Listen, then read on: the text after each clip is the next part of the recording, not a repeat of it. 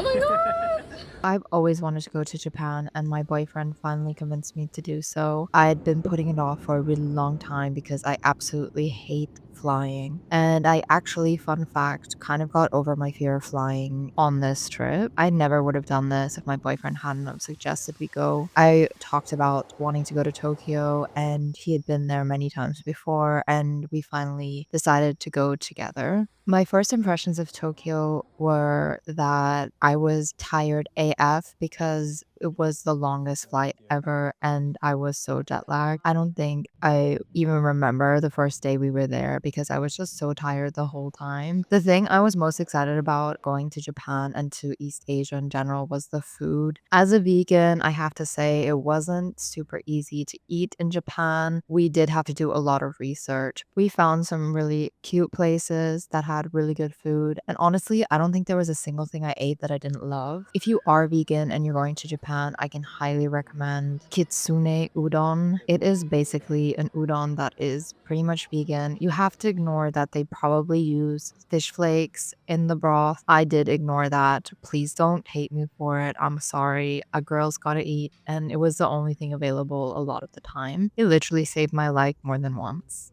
So this trip wasn't just about going to Japan. I also really wanted to see Vietnam for several reasons. But going there after being in Japan was such a culture shock. It was a completely different experience to Japanese culture, which is very quiet. People are very reserved. The streets are busy, but at the same time, they're still quiet. It took us ages to even cross the street because there were so many scooters. And then I read somewhere that you're just supposed to go across the street and that people will watch out for you. So that's what we did. The thing I was most excited for in Vietnam was the food because I had been told by people from Vietnam that the food is basically all vegan. Yes, they have meat dishes, but any meat dish you can get the same thing in a vegan version. We were in the middle of nowhere at this beach and we still found vegan options that were super cheap and really, really good. There was not a single thing I ate in Vietnam that I wouldn't get on a flight and go there to eat again. I swear it was so good. The other thing I really wanted to see in Vietnam was the nature. It wasn't easy to get around in Ho Chi Minh. We did have to book drivers to take us to places because they don't have a public transport system. The first thing we went to see were the sand dunes, which I would say were kind of disappointing, but it was still cool to see it anyway. This drive up there, I literally thought I was going to die. I feel like you can't tell in the video, but the guy was driving so fast. And for a second, I saw my life flash before my eyes. I was thinking that we're going to be on the news tomorrow about two white tourists dying in a buggy in Vietnam. It was super cool once we were up there. I did feel like the thing was a little bit scammy. They kept trying to sell us things. When we got up to the restaurant, we did get a coconut water to be polite, and we drank it with this cute little boy here. Our tour was actually multiple things. It was the sand dunes, and then our guide also wanted to show us this river. But things kind of took a weird turn when the car just broke down in the middle of nowhere. But our guide was so sweet, and he bought us a sugar cane, which was so good and so yummy. We did finally get another car that he organized that took us on the rest of the tour. This river here was actually one of my favorite things we did there. It was just so amazing and the nature was so beautiful and I really loved it a lot. There were also just random animals all over the place in Vietnam, which I love. I'm obsessed with animals, and seeing them roam free like that was new to me, being someone who grew up in a city where you don't really see a lot of wild animals. The last stop of our trip that day was to go to the beach, and it was too cold that time of year to actually go swimming. But to be honest, I wouldn't have swam there even if it were warmer because I find oceans so scary and I have such respect for the sea. So it was cool to see, but at the same time, I was low key scared. I don't know. Every time I'm at the beach, I think, what would I do if a tsunami came right now? That's just the type of person that I am. Another thing that I was intrigued by in Vietnam was the history. I love history, and I remember learning about the Vietnam War at school. So we took a tour of the tunnels. I'm not going to mention the name because I can't pronounce it, so I'm just going to put it here. These were built during the Vietnam War, and this tour is not for you if you're claustrophobic because there were the smallest things that were meant for people to go through to travel underground to get to another spot. And we actually went through It was supposed to be 100 meters, but we didn't even make 100 meters because I got a little bit panicky. And my boyfriend Tommy was asking me the whole time, "Are you okay?" And I was okay, but I needed to get out there ASAP. So I was super happy that we didn't do the full thing. According to the people who did the full thing, they did have to crawl on their hands and feet at the end.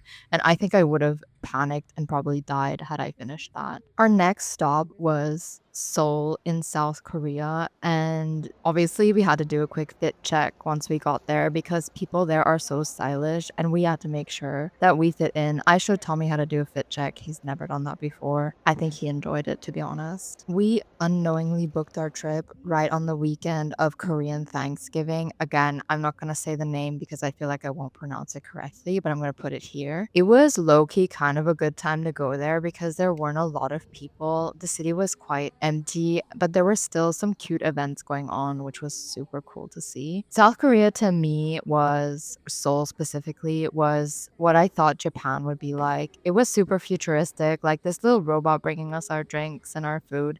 That's what I pictured Japan to be, but it wasn't like that at all. The food in Seoul was also kind of a challenge as a vegan. I'd say it was more challenging than Japan. And there were some things that we were able to eat, like some traditional Korean sweets and snacks, which was cool. And we did do some research on places to go where we could get traditional Korean food that was vegan. I always want to eat like the cuisine of the places I visit. So it was really important to me to find a place that had traditional Korean food as a vegan version, which we were able to find. We also went up to Seoul Tower. This was pretty spontaneous, so we actually wanted to take the gondola, but the line was so long, and then we were like, "Let's just walk," because Google Maps told us it wouldn't be that far. It was far, and again, Tommy was asking me, "Are you okay?" And I was like, "Yeah, I'm fine." But at the top, I was so happy to find a vending machine with a Pocari Sweat because I would have died had I not gotten something to drink ASAP. The view was beautiful and totally worth it. I would definitely do it again. We watched the sunset. It was very romantic and very cute. Again, I'm a history girly, so being in Seoul meant that we were actually really close to the North Korean border, which on the one hand is scary, but on the other hand, it's super interesting. We took a trip to the Korean border and got on this gondola. We even paid extra so that we could have a glass floor and see what was underneath us, which I have to admit was kind of creepy. The Korean border was so funny. They told us the funniest stories about how South Korea and North Korea had this argument about the height of the flags, and they would just keep going back and forth and making their flags higher and higher to see whose flag could be the highest.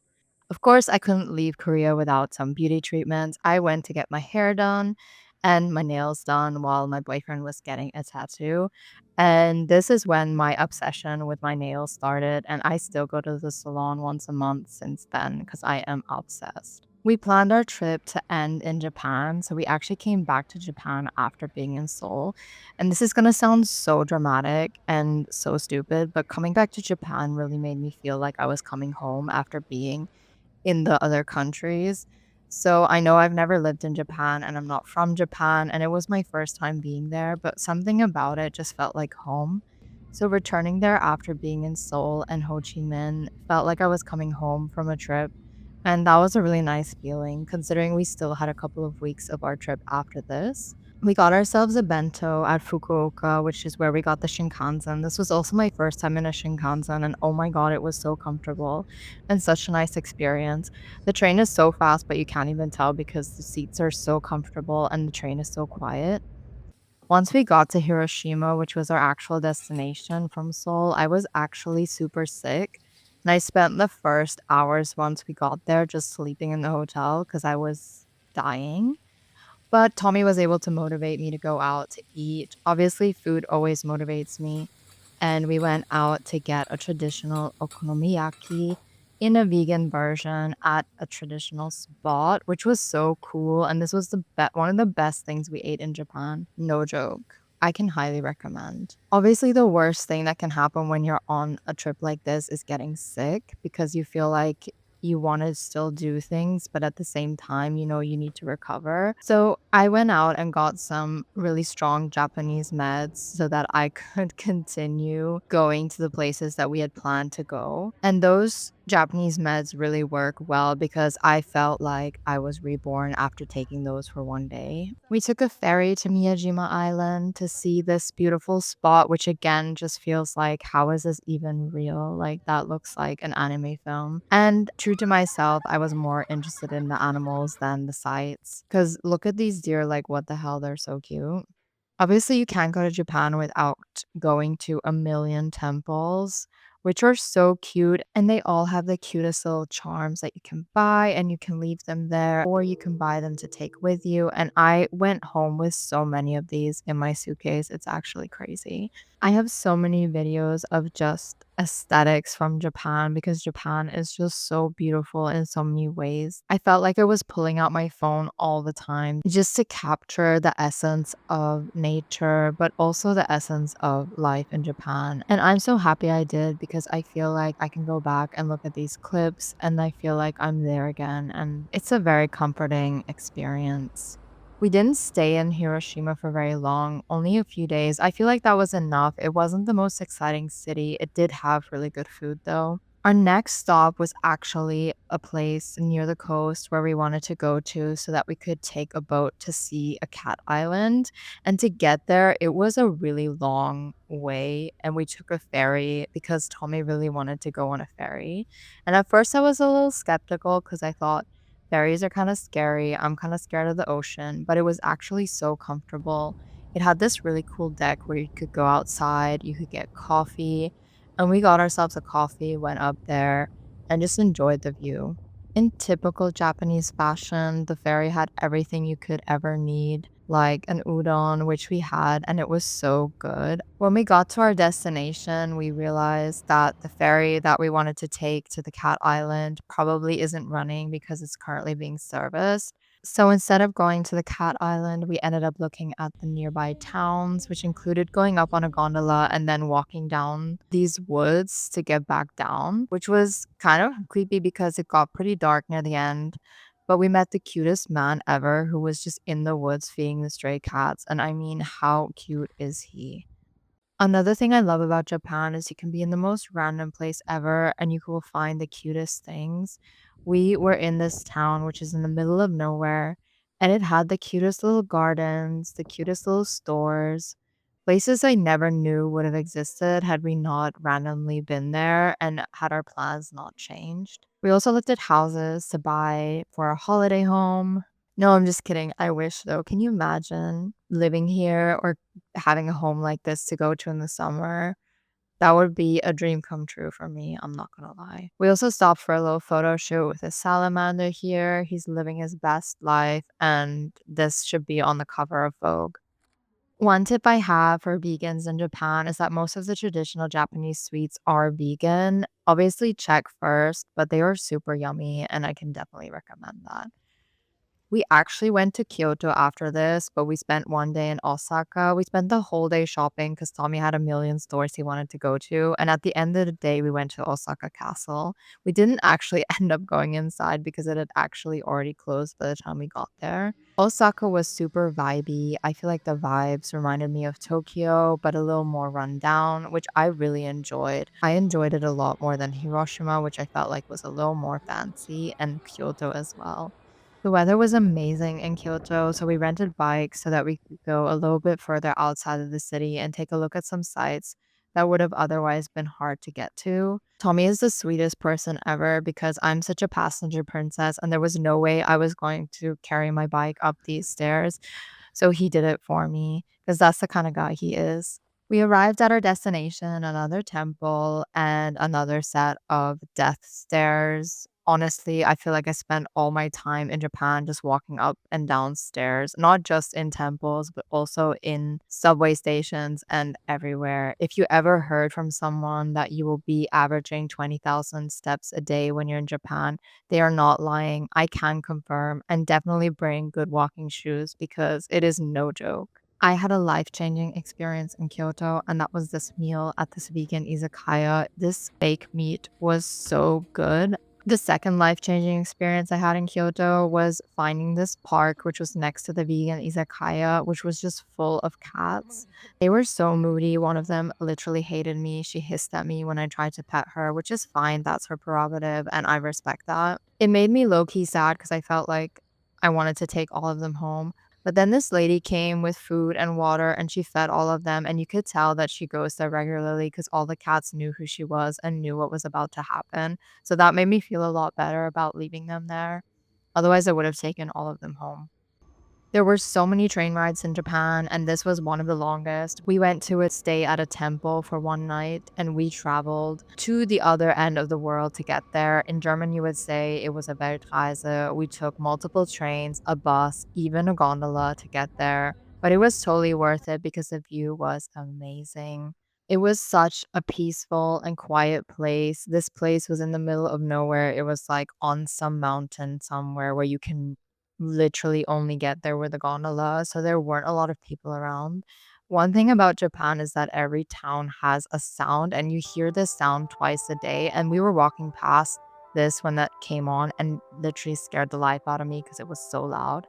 Another thing about Japan is you'll be in the middle of nowhere and you'll find a 7-Eleven where there's a chance to win some Dragon Ball dude figure, and then you actually win it, and then you end up having to carry this all the way back down the mountain and all the way home in your suitcase. Traditional Japanese food is actually vegan, and everything at this temple was vegan because they are Buddhists. And not all Buddhists eat vegan, but a lot of them do, and the ones at this temple do. This meal was crazy. It looks like a lot of small things, but it was actually so much food, and I was dying after. It took me a full 2 hours to fully digest it. We finished our trip in Tokyo. It was our last and final stop. I was so sad these last days that we were here because I felt like I was leaving home. I swear that's what it felt like for me to be in Tokyo. My dad is obsessed with trains, and seeing the Shinkansen made me realize that that obsession is totally valid. I feel kind of obsessed with Shinkansens after this trip.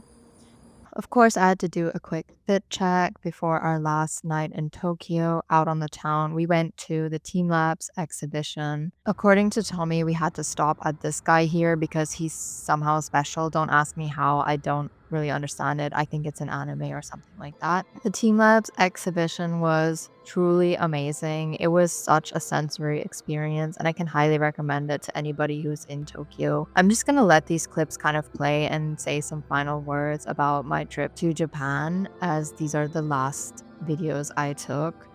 Honestly, I feel like I've said this so many times in this video, but it was truly a life-changing experience. I never really had much of an opinion about Japan before I went there. I had zero expectations, just that I'd always wanted to go. I think that's the best way to go into the trip because you really can't be disappointed. Japan has so much to offer, and I know a lot of other videos probably say this, but I am obsessed with Japan and Japanese culture. It's not even about the anime or the manga or anything like that for me because that actually doesn't interest me at all. The thing I loved most about Japan was that you can be yourself and nobody will judge you. Adults can have the same hobbies as kids and no one thinks it's weird. You can be obsessed with a single character from a show or just a character from some kind of game and nobody will think that's weird. And there's so much to offer for every hobby. It doesn't matter what your hobby is, you will always find something to entertain you and something to do involving that hobby. I think that's the thing that I find the most exciting about Japan is that you can just be yourself. There are people that say once you go to Japan, you'll never want to go to any other country, and I can confirm that that is the case for me. And since this trip, we've actually been back to Japan once, and we already have our next trip planned.